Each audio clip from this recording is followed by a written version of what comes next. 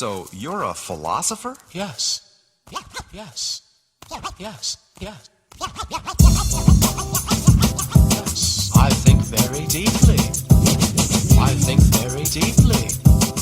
I think very deeply. I think very deeply. In about 4 seconds, a teacher will begin to speak. I think very deeply. Let us begin. What is up, good people? Welcome to the MadHouse. This is your host, Dave Johnson, coming to you every Sunday night on YouTube. Now, you can find us out on Facebook at facebook.com/WTT MadHouse, or you can follow us out on Twitter at twitter.com/WTT MadHouse. I'm in a good mood today. It's like I told y'all before, my shows are pre-recorded, and tonight Pharrell released 24 Hours of Happy. I think it's called 24 Hours of Happy or 24 Hours of Happiness, but it's a 24-hour music video that runs for his new song called Happy. And if you ain't heard the song, you gotta listen to it. If you having a shitty ass day, listen to that song. Trust me, you gonna be happy after you listen to it. It just make you happy. It's like I said out on Facebook, you got to be a soulless motherfucker to watch that video and not smile. It just makes you smile. It's one of them good ones. So I'm in a good mood this evening. But I'm not gonna stall. I'm not gonna make this last a long time. I want this to be one of those shows that I'm actually gonna keep relatively brief. And by relatively brief, I mean somewhere around the 40-minute mark, 45-minute mark, because I got a whole lot I want to cover. Again, just like last week's show, I have a guest co-host with me this evening, so y'all ain't got to get bored just listening to my voice this fine evening, even though I know y'all love listening to the melodious sounds of me saying motherfucker, pussy, snot, shit, motherfucker. But I got a guest co-host with me this evening. I've mentioned several times about having a social media strategist, and I brought the brother on to talk with us this evening. Now, if you don't know who this is, the brother has a podcast called the Social Strategy Podcast, where he teaches folks like me how to get rich out here in the social media world by utilizing social media. He's spoken all over St. Louis in regards to social media, and his podcast is number 52 in business. Last time I checked, it was number 52 in business on Stitcher, and it was in the top 10 on iTunes. He's a really smart businessman and a good friend of mine. Like I said, he's been my friend for over 20 years, and I'm so glad to have him on the show. He's the one that got me into podcasting. So if y'all getting tired of getting cussed out every week, you can blame this motherfucker right here. He the one that got me into it. It's my good friend, Vern Ross. Hey, what is going on? What's up, my brother? How you feeling today? Damn, that was a hell of an introduction. Thank you for that. I'm like, who the hell is he talking about? I just say that sounds like that's gonna be a hot motherfucker that's gonna come on. Goddamn. Damn, I need to talk to that dude because I need to know about the Twitters and the Facebooks. Well, shit, you about to make me rich, so you deserve the introduction, my brother. Hey, listen, I was out on Facebook. It's like I say every week. That's really the only, and I know that I drive you crazy with that. That yeah, Facebook is the only place that I'm out at. A little bit. I was out on Facebook and I ran across a video called "The Hunted and the Hated," an inside look at the NYPD's stop and frisk policy. And it's, if you get a chance, go out on YouTube and look that up. It's called "The Hunted and the Hated," an inside look at the NYPD's stop and frisk policy. And I've heard about it for a while now, but after watching this video, it really made me look into it. Are you familiar with the stop and frisk policy? Yeah, I am. I have my thoughts about it. On both sides of it, actually. Okay. Positive and negative, huh? Maybe, I don't know. I'm a little conflicted. Well, I'm very conflicted by it. Just from the sheer fact of, based on the way that someone looks, I can stop and accost them in some shape, form, or fashion because I feel like it's necessary. I think it's an old, very old policy that, and maybe at some point in time, they needed to do that based on what was going on in Times Square and what was going on in New York back in the 80s, when New York was just a crime haven. And it was truly like Escape from New York, when Times Square was a dangerous place. and a lot of places in New York were dangerous places. But apparently Giuliani cleaned that up all by himself. Now, actually, it looks like from what I see here, it started before Giuliani. I want to say it started with what was the dude's name? Dinkins. Oh, really? Yeah. I didn't know that. Yeah, it started all the way back with Dinkins. That was back in 92, somewhere between 90 and 93, Dave Dinkins, right before Giuliani. But Giuliani is the one that they always cite because crime dropped dramatically under the policy. Now, the problem is that it is severely disproportionate to African Americans and Latinos, like you were saying. I mean, severely disproportionate. Something like 86% of the people that are stopped are either African American or Latino. And the other side of the problem is that 9 times out of 10, if they stop 10 people, 9 of them have done nothing and they find nothing. So these are 9 out of 10 of the folks that they're stopping are perfectly innocent folks. And I don't know, man. It's one of those policies that, to me, I understand that people, they would like for crime to go down. Crime is, of course, a problem. Somebody mugs you, somebody robs you, somebody, what's this shit they doing now, the knockout game, this ignorant shit. Of course, you want that dealt with, but if ultimately the policy is not stopping crime and it's not stopping criminals, if the majority of the people that are being stopped are innocent people, then to me, it's you got to look at it as a different thing. It's not a crime deterrent at that point. It's a civil rights issue. But you also have to wonder, why did the crime numbers drop when they were doing it? Did it actually deter criminals from, I guess, stalking a particular area? Did they go somewhere else? I mean, you have to question that. Where did the criminals go? And, it's always a question when you start talking about laws or policies that disproportionately affect African Americans. And I get into this discussion with my Caucasian friends all the time. Well, if they weren't doing the crimes, why are we scared to call them white? Why we gotta call them Caucasian? I'm just saying, they're our white friends. They're our white brethren. See, I was trying to be nice. I was trying to be nice, but I see. This the MadHouse. This ain't the Social Strategy Podcast. We act ignorant over here. See, I have to ease into that. I got to get used to that. It's like being on HBO. It makes you a member of the MadHouse. That's right. This is the MadHouse, and I have been drinking. Another prerequisite to being on the MadHouse, you have to have a drink in your hand. That's right. Did you hear that? Hey, in that documentary, what the other thing that I found interesting was they did the, the whole silhouette behind the silhouette thing or whatever. And they had this veteran police officer who said that the officers were under pressure. Now, New York has a policy that you cannot have quotas as a police officer. But right. He was saying that the officers were under pressure to do a certain number of these stop and frisk without calling it a quota. So did he say it kind of like the officers were under pressure to have a certain quota? This was a bad idea. I should have checked to see if you, excuse me, have you been drinking prior to coming on the show, sir? But he said that they were under pressure to go ahead and do these stops, and that a lot of these officers initially were being reprimanded for not having a certain amount of folks that they were pulling over, so such that they had gotten to the point where they were feeling like it was their job or the citizens' rights. And ultimately, they also had children to feed or families to feed, and so they went on ahead and did the stop and frisk. It's conflicting because I sort of mostly support the police and what they do as long as I see them behaving the way they should.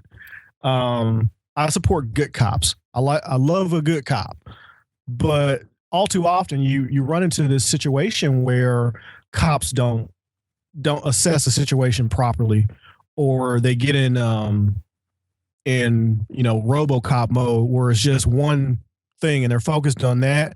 You do it, or bad things happen to you.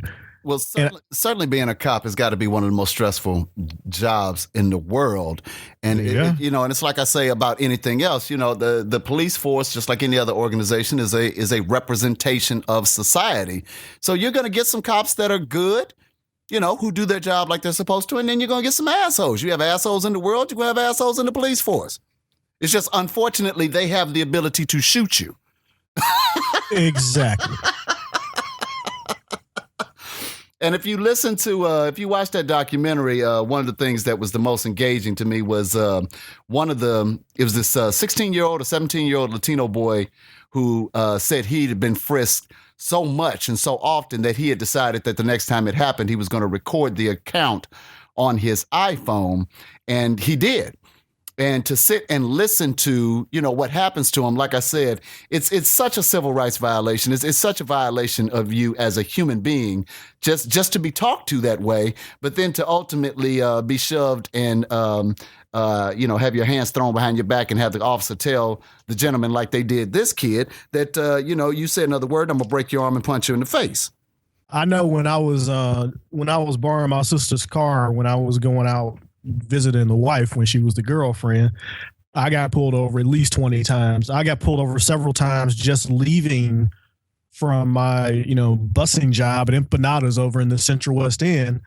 And because I had a stack of $1 bills or $2 bills or, a mixture of ones and fives with me for my tips, because I was a waiter and busboy, I would get questioned by the police. And a couple of times I actually had to get them to call my boss to tell them that, yes, he works there. And yes, he does receive tips. He's a waiter here. Leave him alone. Wow. So, that goes back to, what was that? Early 90s. How'd that make you feel? Well, I got so used to it, I became really numb to it. I just knew what it was that I had to provide. I knew that I needed to show that, hey, I work. I could be indignant because I was educated, because I went to Cardinal Ritter, and they could tell as soon as I opened my mouth that I was educated. So I wasn't just this common street thug, possible drug dealer that they were expecting me to be, driving around in a, late model Buick Century. You said late model Buick Century, like I thought you was gonna say a Mercedes or something. I thought you phrased that shit like you see this black man driving a late model Buick Century. What the fuck? What? Yeah, I know, right? That was not what I thought was coming out your mouth. No, it was used, and I was lucky it started. I said my sister's car, not my mama's car. Well, what the fuck was they pulling you over for then? Shit. Exactly. Because wrong place. Wow, pimpin'. Now, the new mayor, it looks like, dude, have you seen the new mayor of New York, Mayor Bill de Blasio, I think is his name? Italian dude. I've seen him. With his sister wife and his kid looking like Nat Turner. Yes. Yes. If anything is going to change for the African American community in New York, it's going to change now, goddammit. That's right. Because that sister ain't going to stand for it. Nigga, you better get your ass on to work and change stuff for my people. Power! Dude, you ever seen Uptown Saturday Night? Come on now. She's what's the sister's name that her husband was an alderman? Leggy Peggy. That's who his wife is. His wife is Leggy Peggy. There you go. I was on the best roll I ever had. So yeah, he said he was gonna cut back on that stop and frisk shit. Well, first of all, a judge came out and said that the shit was definitely against the constitutional rights of these folks. And it had to stop. But he said he was going to put measures in place to start monitoring the police, which out of New York, that's huge to even consider doing something like that. You got 40,000 cops. Who's going to monitor them? Well, yeah, that's true. They damn near got their own police force. I mean, not police army. Force, their own army. Yeah, but something's got to be done about that.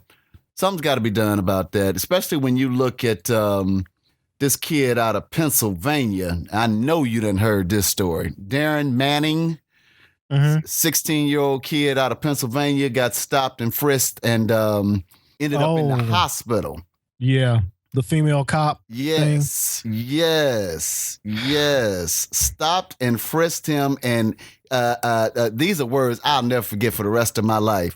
She patted me down, and then she touched my butt and my private parts. And then she grabbed and squeezed and pulled my private parts, and I felt something pop. Yeah, I remember reading that when you posted that. I'm like, oh my God. Dude, the niggas talk about busting nuts and popping one off, but we mean that shit like, metaphorically. Mm-hmm. We don't want our nuts busting or popping. That bitch should be flogged. She should be taken to the square and stoned. She pulled that nigga's sack till it popped. Yeah, and this was a kid. He was wearing, and several of the other kids were wearing ski masks. They were wearing scarves. Uh-huh. And they were coming from like a spelling bee or a math tournament. This is like some honor student, not just some, run-of-the-mill neighborhood street kid. I mean, this was a good kid, and they got stopped, and then this is what happened to him. And, of course, they didn't find anything. There was nothing to find. And then to add insult to injury, they went on ahead and charged him with assault. Yeah. They charged him with assault. He loses his nuts. The doctors have come back and said there's a very good chance that this kid at 16, the doctor is saying there's a good chance that he may never be able to have children, and then gets charged with assault. Yeah. I think because he reacted when she did it, and so they ended up cuffing him. She pulled his nuts till it popped. Yeah, that's gonna get a reaction. You think? That's going to get a reaction. That's going to get a violent reaction. I'm killing everybody. You pull my nuts till it pop. Folks, dude, I'm going on a killing spree. The bitch is lucky she was able to file a report. I'd have tried to take her foot and shove it up her own ass. God damn. Yeah. I don't know.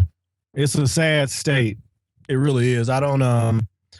I think there's a line where the police are scared of these kids because of the behavior of a few, and the policies are there that allow them to basically abuse their power. So I got a cousin out in California that's a detective out there. My uncle up here in Chicago is he's on the gang task force. I mean, I know firsthand how difficult it is for them out here in the streets. As a matter of fact, my uncle up here in Chicago has shared some stories with me that it's just like, goddamn.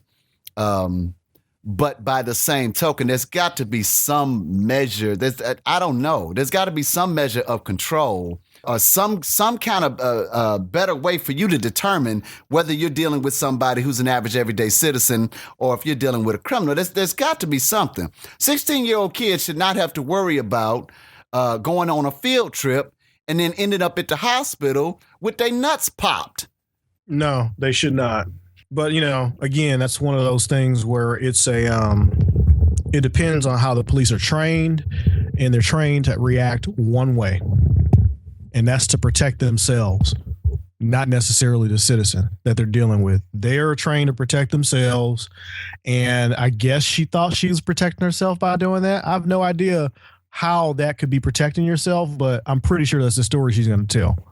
Sounds to me like she was touching him inappropriately, but I'm just saying. Oh, no doubt about it. No doubt about it. He said that she touched his butt and then grabbed and squeezed his private areas. Now, speaking of touching butts and grabbing and squeezing private areas, Michael Sam. Oh my! I knew it was going to go there. Oh boy.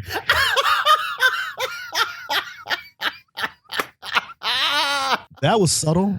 Michael Sam, for the rest of y'all who may not know who we're talking about, Michael Sam is a college football player. As a matter of fact, he plays down there in the great state of Missouri at Mizzou. Mm-hmm. He's a defensive end, senior, and was eligible for the draft to go to the NFL. And based on all prospects, he was going to go. He was definitely going to get picked up. They were saying he's not a first-round candidate based on his size, he would not work as a defensive end. They wanted to stick him out there as a linebacker. But that his quickness, they were saying that his feet weren't quick enough. So long story short, he was not projected to go in the first round. This isn't a Heisman Trophy winner or anything like that. But third, fourth, fifth round, somewhere right? in the third, fourth, yeah, it's somewhere in the middle of the pack. But definitely going. You're still talking about somebody with the potential of making millions of dollars in his first year. And Michael Sam came out recently and admitted that he was gay.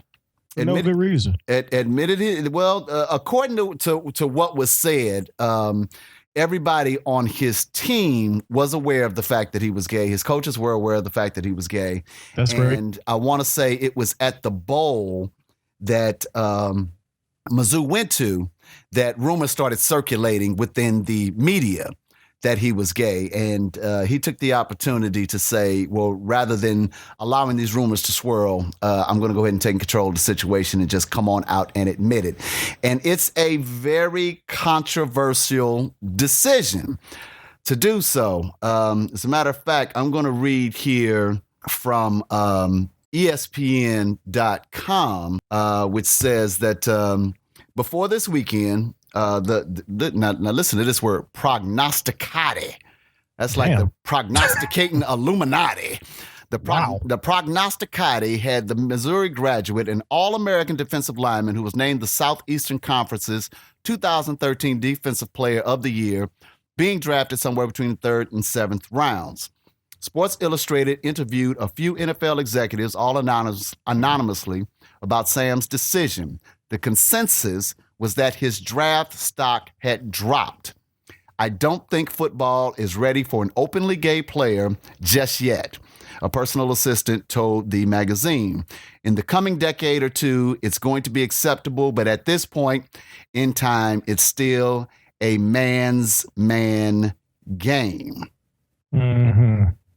So we've got an extremely talented athlete who was named the Southeastern Conference All-American Defensive Lineman. What do you think? What do you think about it? Is that something he should have kept to himself, or do you agree with the First Lady who came out and said that she thought Sam showed an enormous amount of courage? What's your thought on it? Well, damn. That place that you're standing in right now is called The Spot. It is The Spot. I just put you on the spot. Yep. This is where the expletives come out. Okay. So I don't give a shit. I really don't care what his thing is, because I don't go around saying, hey, press. He came out and said he was gay, and you don't care what his thing is. Come on, I don't care. Watch your words. I know, but what damn. his thing is. I don't care who he sleeps with, because that's what it is. Uh-huh. It's not, it's who you're sleeping with. I don't care. Nobody have any of the other players on the team come out and held a press conference and say, hey, I just banged that cheerleader over there. I'm heterosexual. No. And it's controversial. And my stock may have just dropped in the draft because I'm heterosexual. I don't think that it should have anything to do with his draft status or anything else like that. But I don't think it has anything to do with anything. I don't care what he does when he's not playing football. I don't care that much about football, to be honest. But I just don't think that this is a conversation that needs to be had.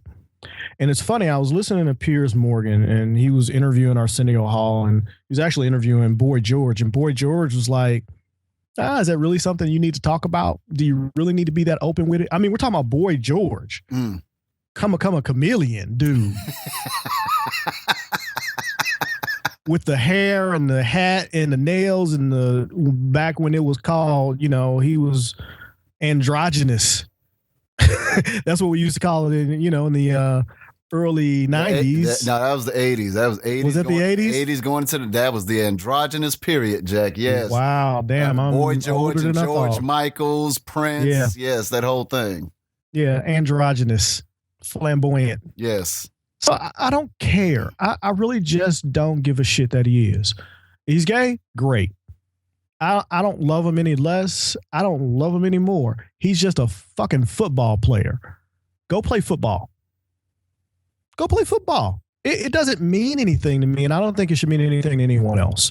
Well, but what the reality is, clearly it must mean something. And the reason I say that is because once these executives came out and made the comment that they did not believe that that football was ready for an openly gay player, his stock plummeted 70 points on the draft board. 70 points. So there's a real good. Now, it subsequently ended up going back up 50 points, they said. But initially, once the announcement was made, it dropped 70 points. So clearly, there is some ramifications to being gay. I mean, I guess, to your point, if it's something that he's not talking about, then maybe it's not something that is affecting his draft status. But by the same token, I don't know. It's a weird situation to be in when you're homosexual, because being a straight heterosexual male, I feel very free in having a conversation about my wife. I mean, I don't necessarily need to talk about our intimate relationship, but I'm free to discuss my love as far as my wife is concerned. You're free to discuss your love for your wife. But when you're homosexual, there's always that reserve that you have to put on as far as that portion of your relationship is concerned, because it could end up having detrimental, results. Such as, this guy who was standing on the precipice of making millions of dollars a year is now potentially out of work because of his sexual orientation. Well, there's two sides to that. And as brilliant as she is, the wife pointed it out to me, and I didn't think about it, being a marketing and social media guy. It was either a brilliant move by him to do this, and if there is a team out there that really thinks about it, if they embrace him as a football player, not only do they have the national spotlight for an extended period of time, but they also have a whole new demographic of fans that are waiting to see this guy play and get equal playing time on the field despite him being gay, if they embrace that. Very brilliant as far as marketing goes, or he just threw his career away. It just really depends on if there's an NFL team and a marketing guy on the NFL team that goes, hey, we could use this to our advantage. She's absolutely right. Yeah. She's absolutely right. Now, the flip side of that argument to me is the backlash on the Cheerios commercials.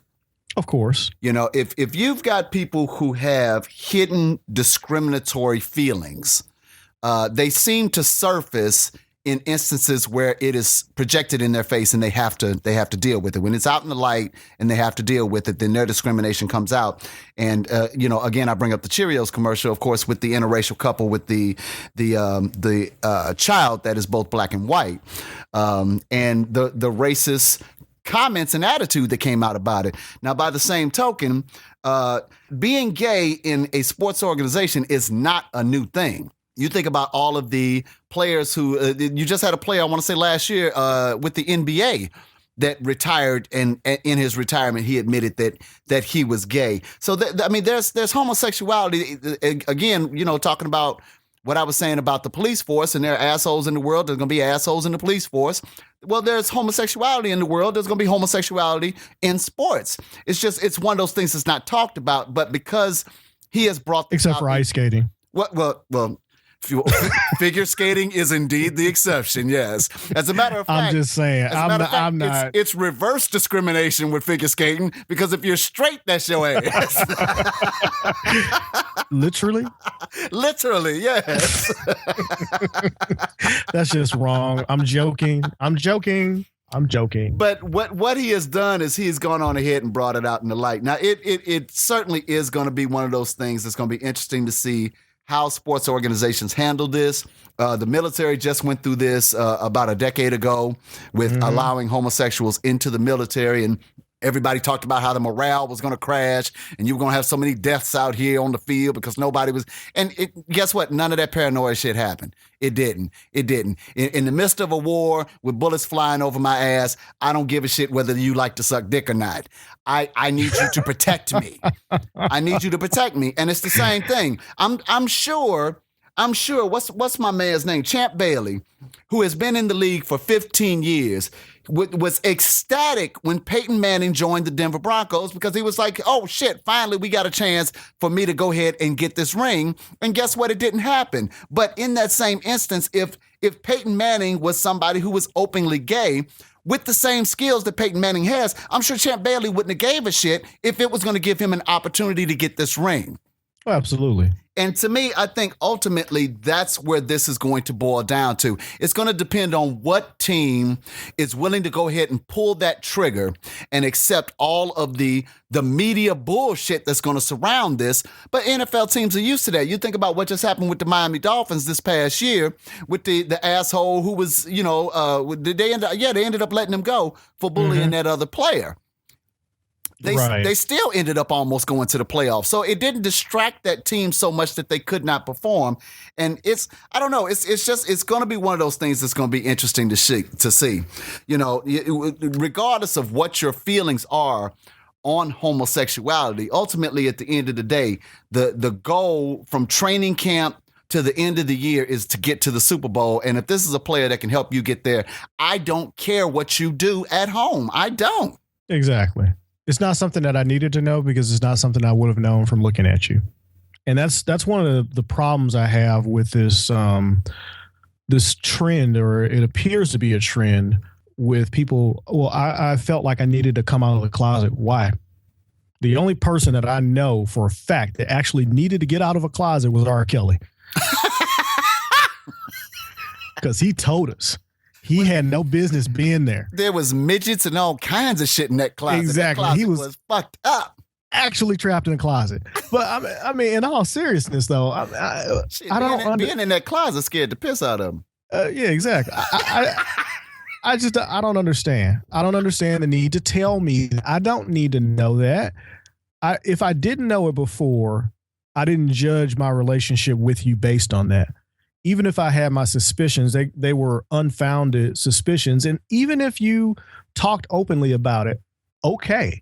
If I don't like it, then guess what? I'm probably not going to talk to you outside of whatever interaction we have.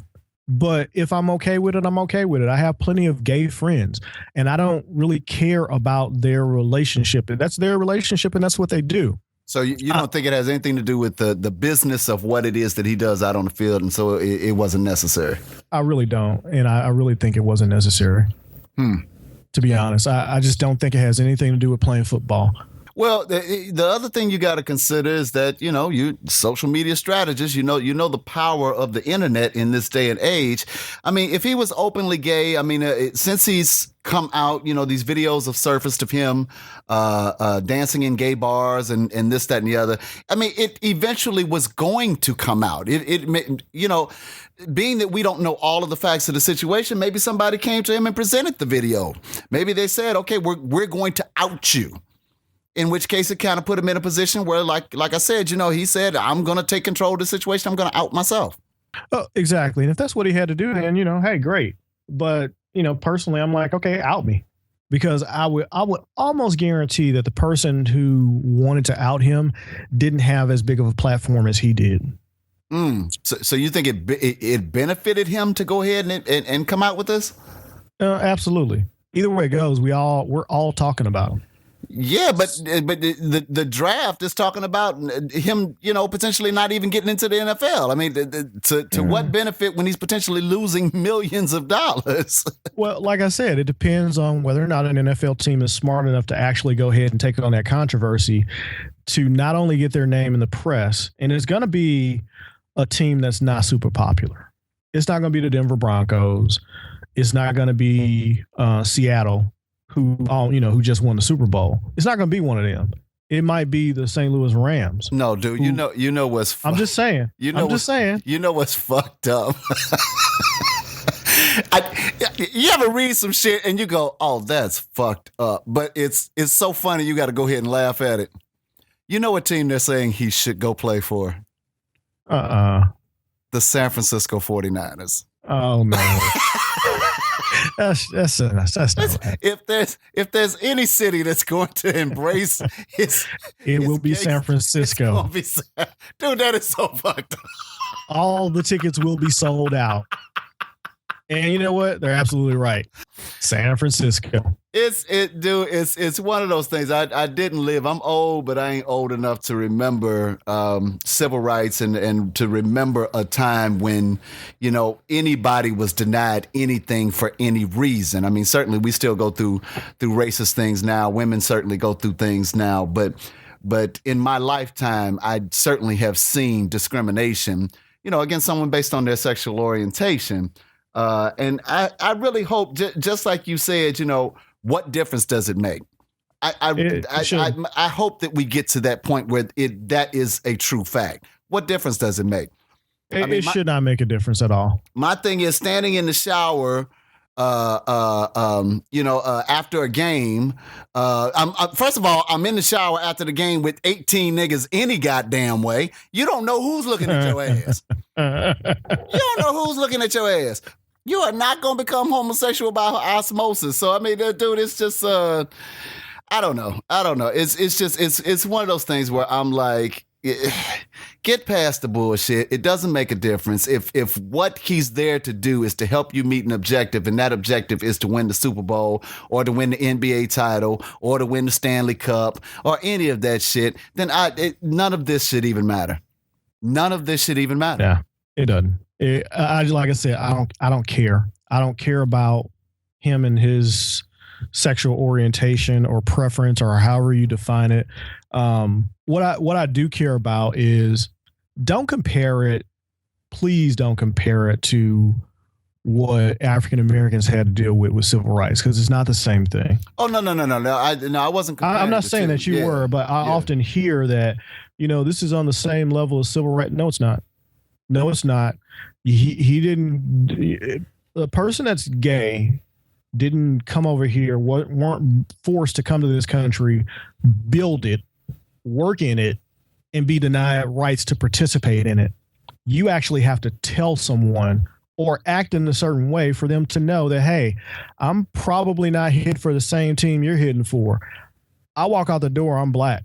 And you can decide whether or not you want to treat me a certain way based on the way I look, hands down. I'm black, I'm Chinese, I'm Asian, I'm Latin, some Latin. You can decide that I am going to discriminate against you based on the way you look, not based on who I sleep with.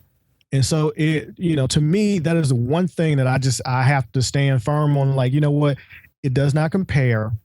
It is a form of discrimination, but it is not to the same level, because it was not 400 years of someone being exploited to build a country. It is something that you prefer to do, whether it's your choice or not.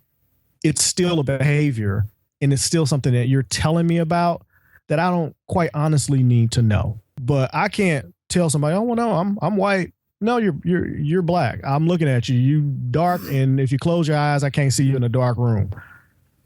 I mean, there's just no comparison between the two. So that's my one thing about the whole, civil rights. Oh, it's discrimination. Yeah, it is truly discriminatory to say that someone shouldn't do or can't do or shouldn't be allowed to do because they're gay. But quite honestly, I don't need to know that. And if I didn't know it, then what's the difference? Well, they can also make the argument that that is exactly the difference and exactly the problem. The fact that whether you're discriminated against or not, you are free to just be. Whereas, per your argument, they can always not say that they're gay and nobody would know. But their thing is, why should they not be able to say it?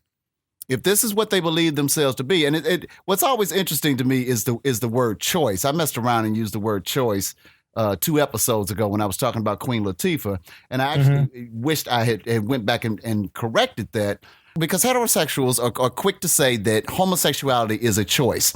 However, not being born homosexual, you don't know that. You know what I'm You're saying? absolutely right. Only a homosexual knows whether or not this is a choice or something that they were born with. And so if they come back and say, I was born this way, it's impossible for you to say, well, no, you weren't. It was a choice. Well, you weren't born that way. You were born heterosexual. You know what I'm saying? It's like trying to understand what a period feels like for a woman when you were born a man. You couldn't possibly understand as much as she could describe it. You couldn't understand it. And it's always interesting to say that that homosexuality is a choice. If they've been screaming from the rafters for the longest time, I mean, because think about what you said. If you think about the amount of discrimination that comes with it, if you think about the how much that portion of their life they have to hide just to maintain and I'm putting my fingers up in the quotations thing as a normal life, how much of that they have to hide. Who would want that if they weren't born? I have absolutely no idea and no good answer for it other than I don't know.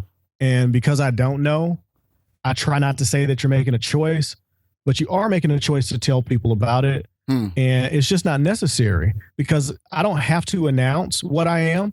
If you see me with my wife, then you know that I have a wife. If I see two guys together, then I'm like, oh, okay, I guess they're a couple. And it shouldn't be a problem. Well, that I completely agree with. It most certainly should not be a problem. Now, my only fear is, in that first game, somebody purposely injuring him.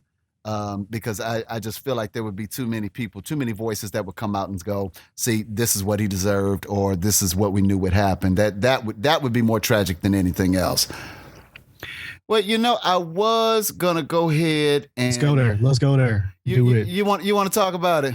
Do it, Bennett. Do it. President Barack Obama went on ahead and signed. I believe he signed it today. Did he sign that?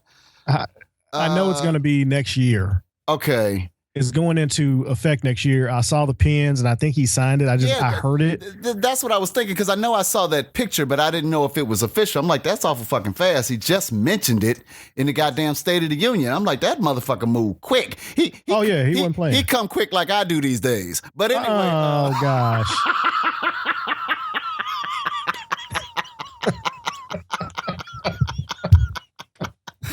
But what we're talking about is Barack Obama's declaration that on a federal level, they were going to raise the minimum wage. I believe it's to what, $10.25? $10.10 an hour for federal contractors. $10.10 an hour. And it's kicking off a furor across the country, mostly on the right side of the road. But even folks in the middle and some folks on the left feel like economically it is a piss poor decision. What's your thoughts on it? I don't know. Because it's federal contractors, I don't know what defines a federal contract. I don't know what they do. For the most part, I know that federal contractors are the ones that are usually the cafeteria workers on bases, some of the people that do, some of the logistical things on bases that are non-military, non-commissioned, not even non-commissioned officers, just people that are hired to support military bases, federal, facilities, a cleaning crew at the federal buildings or people like that. I think that they really do actually deserve of anybody to make a higher minimum wage. Yeah, I don't actually have a problem with it being federal contractors. Anything outside of that, yeah, I got a problem with that. Well, actually, the PC term now is a living wage. Yeah, whatever. Nah, it's a living wage. And this is what pisses me off with that. If you do a search for what that term even means, it says a wage that is high enough to maintain a normal standard of living. Could there be a more vague and ambiguous term as what the fuck is a normal standard of living? What's a normal standard of living to you may be a totally different normal standard of living to me. Right. You may want a Kia. I don't want a Kia. I want a nice motherfucking car to drive around in. So what the fuck are you talking about when you're talking about a normal standard of living? The other thing that bothers me is the uproar about this $10 an hour in the first place. Because when you do the math of $10 an hour, 40 hours a week, 12 months out of the year, you come out to roughly $19,683. Mm-hmm. If you check the federal poverty guidelines, and they're saying most of these people, the reason they want to raise this minimum wage in the first place is that most of these people aren't teenagers working in McDonald's and things like this. Because of the economy, these are actually families that are being that are having to work full time and take care of families, working in these what are normally minimum wage positions. Well, if you're a mother with 2 children, according to the federal poverty line, you're at poverty at $19,500. So if you raise the minimum wage to $10.10, you're making just above the fucking federal poverty line. Yeah, which is actually a little problematic because it disqualifies you for a lot of things that you are probably eligible for that may have been helping you make it, including SNAP benefits, food stamps. Yes, you are absolutely correct. So, it's a catch-22, and it's one of those things where if you're to the far right, you guys will see that's why you don't need to be dependent on the government to do anything for you, because you get too dependent on the government, you can't do it yourself. Now look at you. You lost your benefits and you don't make enough money because you didn't work hard enough, which to a point is true. Oh.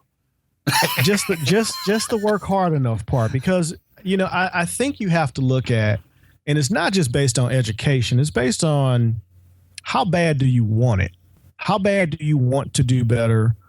What is your background? What's the situation? Every case is an individual case, but I've looked at a few of the things that have come on, and there was this one family, and the mom made minimum wage. She was a waitress at some diner, and the daughter dropped out of high school. I don't believe she had gotten her GED. She was working at a laundromat, and she was also working somewhere else. It was an interview with Soledad O'Brien, and she was talking about how she wanted to go back to school and wanted to do this and wanted to do that, but she had a baby and this and that. And it all comes down to, when you look at the decisions that she's made to put herself in that situation, it goes back to parenting, because her mom just had, I think, maybe a high school diploma. And it's like, what do you want in life? Did you want anything other than what you have? Now, okay, she had a baby. That happens. Unfortunately, it happens. Not nearly as much, because teen pregnancy rates are down, thank God. But it does happen. And so, okay, I got pregnant as a teenager. Does that mean you don't finish high school? Does it mean that you don't go to college? It's too easy. Okay, go into debt. At least get a college degree. Get some training. Understand how to work the system. Yeah, but certainly everybody that's poor isn't poor because, piss poor decision making. No, you're going to have poor people. And I think that's what people don't reconcile in their head, is there are going to be people that are poor. And there are going to be people that are this middle class that we created. And then there's going to be people that are rich. In most countries, it's just the poor and the rich. Well, the problem in this country is that all of us are poor. I mean, dude, if you look at the scale between what is called the super rich or the elite, and it used to be the rich, the upper middle, the middle, lower middle, and then the poor. And then they got rid of the lower and upper, and then it was just the poor, the middle class, and the rich. And now there's really just the elite and the rest of us. I beg to differ a little bit. If you look at the scale, which is why I have a problem with everybody screaming about this $10 an hour, or this or out in Seattle, they $15 an hour, because when you do the math, $10 an hour is not what it used to be. It just isn't. $15 an hour just isn't what it used to be. Not when a loaf of bread is $3.50. Not when your gas is almost $5 a gallon. Not when a pack of cigarettes is $11. Neither is $1,000 a year. It's all relative. What's $1,000? Neither is $100,000 a year. It's all relative. Abso-friggin-lutely. I mean, without disclosing anything too much. Yeah, I mean, I think all of us sit roughly in that area. And I think all of us would sit and say, when we were 18, 19 years old, we thought, oh man, if we could just get six-figured, if we can get six-figured, we'd be living large. And now that we're here, we're like, where's this large we've been waiting on? Well, and that is something in itself where you have to step outside of the bubble that you're living in and realize exactly how fortunate you are and how much stuff you actually do have. Because the lifestyle that you're living, if you look at the things that you do on a daily basis and you compare it back to when you were 16 years old and living under your parents' roof and the things that you did then versus the things that you take for granted now, a lot of the shit's just not needed. You don't necessarily need a $60 a month cell phone bill if it's just you. Or if it's a family, you don't need a $200 a month cell phone bill. Everybody does not need cell phones like that. Get a pay as you go. All the financial experts say, hey, get a pay as you go plan so that you're not committed to a contract and you don't get minutes when you don't have money to pay for them. Don't have 200 channels and be paying $200 a month for satellite. Watch the local stations for under $30 a month. I don't have to have 300,000 stations and the fastest speed on the internet for $300 a month. I mean, there's certain things that you just don't have to have that people get used to having. I don't have to have a newer model car. I had a late model Buick that I had back when I was 16. That wasn't mine. I was borrowing from my sister.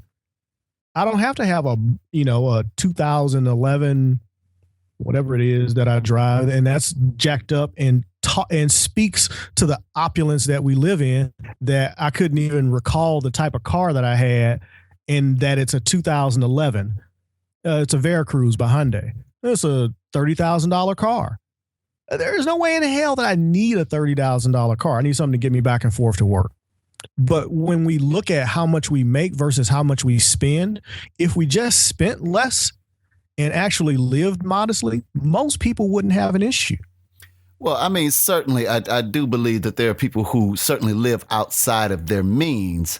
But most Americans live outside their means. Well, I would say that there's a great number of it that have extended themselves on credit, that have certainly spent money when they should have been saving or investing. But by the same token, I would also say that based on inflation, based on the cost of things, based on any number of factors, six figures just doesn't stretch as far as it used to. And certainly, if you're looking at, like I said, when we're talking about the minimum wage, if you're talking about someone who the bare minimum, raising the minimum wage puts them at the poverty level. Simply by raising the minimum wage, you are now at the poverty level. Then I don't know if we're necessarily talking about opulence. I mean, if we're looking at the way Americans live versus a third world culture or a third world country, then yeah, of course it's going to look like, okay, we throw away half of our food, or we get to go to McDonald's where they or any of that good fun stuff. But for me, that's not even what I'm talking about. What I'm talking about is when you start talking about a minimum wage, especially based off of this definition for a living wage, which is talking about maintaining a normal standard of living. Based off of what you just described, you can't live at six figures. You can't live a normal standard of living. You're saying, okay, well, cut the cable back, cut the phones back, cut this back. Once you start having to cut back and, as you say, live more modestly, then you're not living standard. That's not a normal standard of living. That's living a moderate standard of living. Living standard to whose definition? And I guess that's the question. You have to ask yourself, what is actually necessary for you to be happy? Or is that what it is? Is it about being happy? Is it not actually just about being able to live, survive, and do the same thing the next day? Well, I think happiness is a totally different question. What I'm thinking more so to the point of is if your check is going, if by the time your check is done, you don't even have enough to save, by the time your check is gone, you don't even have enough to invest, then you're never going to catch up with this elite class of folks. You're always going to be living check to check. You're always going to be dying, leaving your children debt instead of leaving your children an inheritance, just based on the way the structure is set up right now. I don't know. I have to look back, and I guess the example that I look at is my mother. Now, my mother had a college education, but she was a black woman in the 70s. I loved your mama. Oh, I loved your mama. Yeah, she's something else. But you know what? she was able to raise 2 kids, keep us out of shelters and everything else on a cleaning woman's salary in a hotel. So every time I stay in a hotel, if I meet the cleaning lady, I really tip them very well, because that's what my mother did on $2.17 an hour. And I think at the time it was $1.78 an hour. She also, worked at the church at the rummage sales, and we got clothes and stuff like that. So I know exactly what the fuck poverty is. And I also know that you can deal with it and live a very abundant life, and nobody really realizes how poor they are until they see how much somebody else has. And it's we never wanted for anything. We were never hungry, because she did what was needed. And I think that's where community comes in, because not enough of these churches are involved enough in their communities. And I think that's the one difference that it made when I was growing up, is that my mother was very involved in the church. And, we never had a Thanksgiving where we did not have food, because guess what? The priest was dropping off baskets, or somebody from the church was dropping off a basket of food. We always had a turkey, whether it came from the church or whether she bought it, which very rarely happened. But we ate because the church was there to provide us food. I had school clothes because the rummage sales and all the rich people that were, giving their stuff away from the previous year, I had uniforms and stuff like that. So I know exactly what it is to be very poor, but she still managed to pay my Catholic school tuition and still managed to put my sister through private high school, elaborating in Cardinal Ritter, and still managed to get her through St. Louis University. All on, not waitress, but, cleaning lady's salary. And then she, trained and moved up and ended up working at the VA hospital and working as a ward secretary. So, I mean, she literally the pull yourself up by your bootstraps, and we were still poor, but she made it work. And so many parents from our generation made it work on what they had. So why can't these people make it work? And that's what I don't understand. Well, I think the argument I would make to that is that because certainly my parents struggled also. We were taught that you don't answer the motherfucking phone, because 9 chances out of 10 it was a creditor. There you go. You didn't answer that phone. If you did, you answer that hello. Nor hear nor speak English. But my thing becomes, as each generation passes, you should always want to do better than your parents. Of course. And I certainly don't want the same struggles that my parents have. And I certainly, just like I know you don't, wish those struggles on our children. You always want for better. And I think that's it more than anything else, is that, in a time where you see that so many opportunities have opened for Americans, and you see so many Americans prospering. I want to say between, what was that study I was looking at? It said between 2000 and 2014, this country garnered more new millionaires than any country across the world. And I want to say it's in the millions. That number of millionaires is in the millions. It is. And when you see that opportunity and you recognize for yourself that you have attained levels that you hoped for when you were 16, 17, 20 years old, man, if I could just get to a certain number, and then you get to that number and you recognize that it's so far off from where you really need to be to start, allowing for a much better life. I guess is the thing that I'm saying. Not just a better life, but a much better life, because certainly my kids have it better than we did coming up. But you want more. When you see the opportunity for more, you kind of got to ask yourself, why is that opportunity not available for more of us? And that's where I have the problem, because you know what? It is just too goddamn easy to make money for people to say that I don't have it. And all the damn time, I have people, I don't want to do that. What do you mean you don't want to do that? There's money, there's work. You don't have to do much for it. You just got to actually go do it, and you don't want it. And see, that's the part that bothers me, because people will complain about you outsourcing tasks, but when you try to insource it, somebody wants $20 an hour instead of the $5 an hour that you're paying for them to do something that's very menial. Like, hey, I need you to make 10 Facebook posts about this. Here are the pre-written Facebook. I want you to make them at these intervals of time. How much? $20 an hour.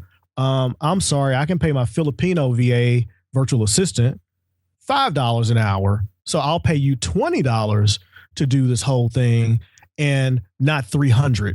And they don't want to do it. And so it's like, if you don't want to hustle, like what real hustle is, then, do you really have a right to complain? And that's not everybody, but I mean, I'm just saying. So send the hate mail to. Don't send it to Welcome to the MadHouse, goddammit. I keep telling y'all, when I had these guest co-hosts on, y'all send that shit to them. And believe it or not, I am a Democrat. I am liberal. Speaking of being able to find this motherfucker, as I said, Vernon Ross is a social media strategist. He has helped navigate me through this whole transition back into Facebook and how to properly utilize social media.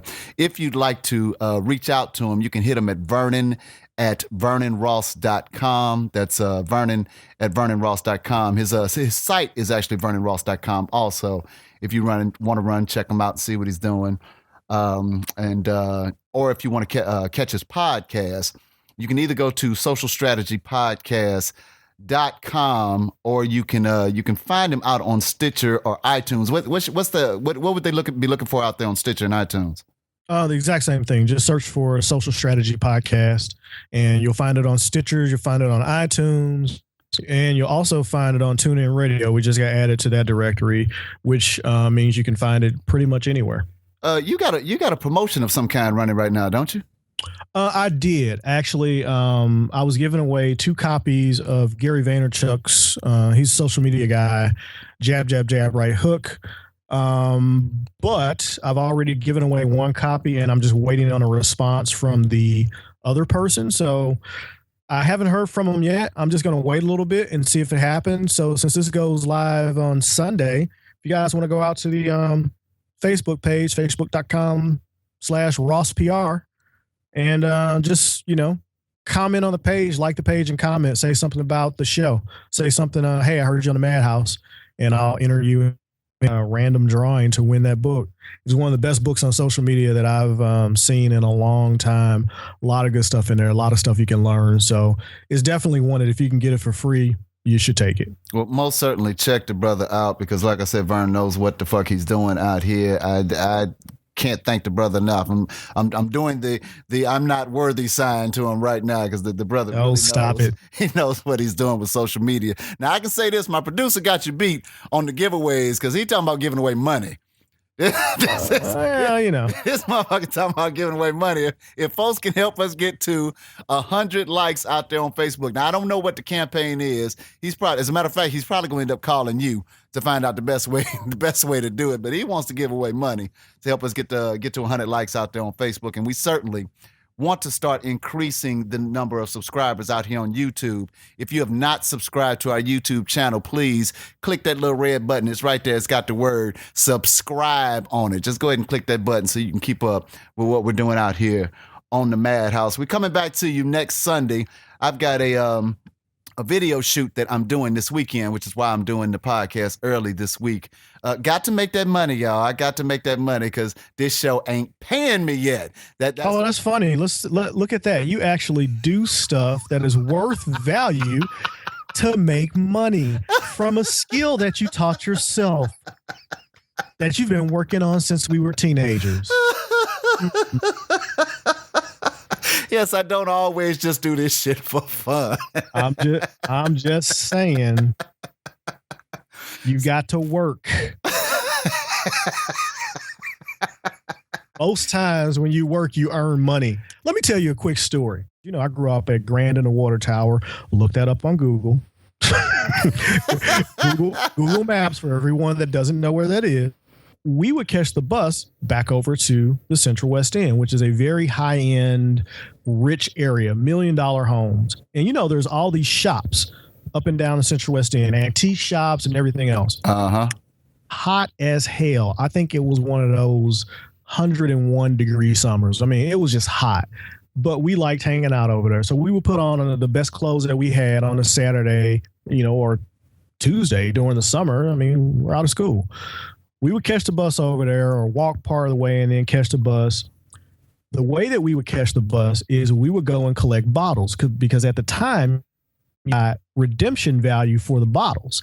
And if you could get the RC Cola bottles, you could take them up to Kroger's and they would give you 25 cents a bottle. Ooh, you said Kroger's. Lord have mercy. Yes, I did. And so we would find all the bottles that we could. We would look in dumpsters. We would see people getting ready to throw them away. We would get the bottles from the liquor store because they wouldn't redeem them. And they had all these bottles sitting up there. So we would take them up to Kroger's and we get, $5 or $10 and be able to catch the bus over to the Central West End, hang out, grab a soda, sit outside at one of those outside restaurants and look all fancy. Well, we had enough money to get over there, but not really enough money to get back. And I was like, well, you know what?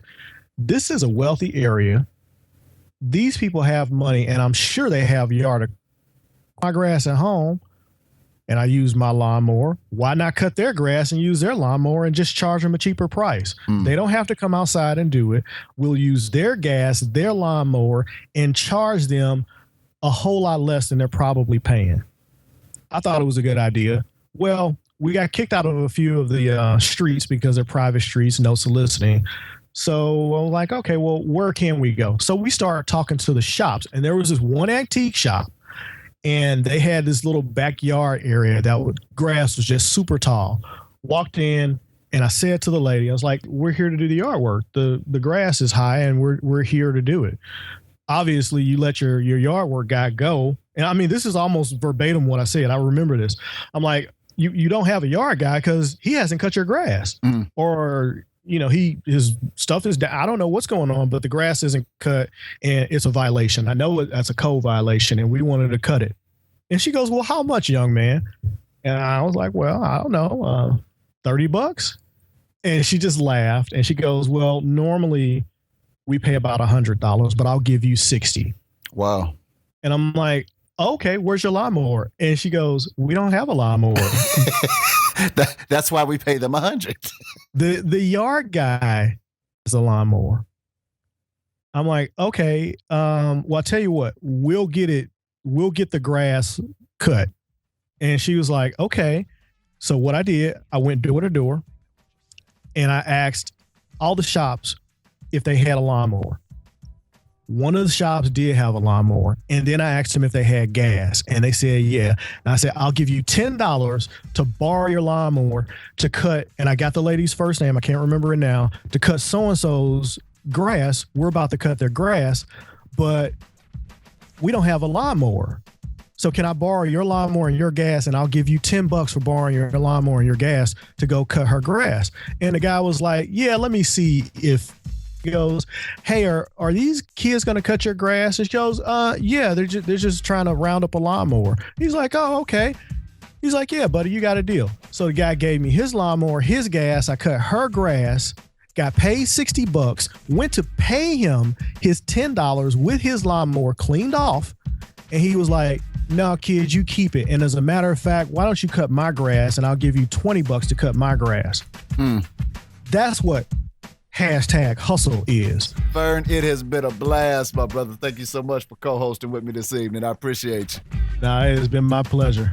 I will see the rest of you all next Sunday. I don't know what the show is going to be about. I done got to the point. I done got lazy with the shit. The first 4 episodes, I did all kinds of research on, and since then, I've just been having a blast. So, I don't know. I may just end up having more fun next Sunday, but we will see. Thank you all so much for tuning in.